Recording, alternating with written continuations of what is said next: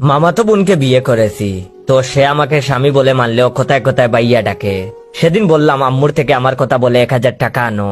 সে আম্মুকে গিয়ে বলেছে বাইয়া বলেছে 1000 টাকা দিতে।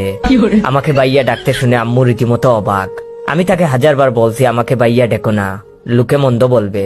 প্রতিবার উত্তরে সে বলে, আপনি তো আমার ভাইয়া, ছোটবেলা থেকে বাইয়া ডেকেছি, এখন এটা ছাড়তে পারবো না। আমি রাগ কন্ট্রোল করে চুপ করে থাকি। অন্যদিকে বউ আমাকে ভাইয়াই ডাকে, এটা পুরো মহল্লা জেনে গেছে।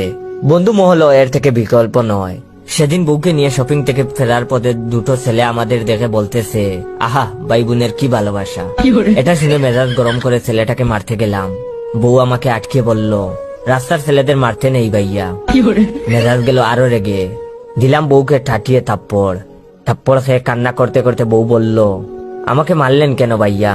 এটা শুনে আমি জ্ঞান হারালাম। পরের দিন আমার জ্ঞান ফেরার পর বউ আমাকে বলে, এখন শরীর কেমন লাগছে ভাইয়া?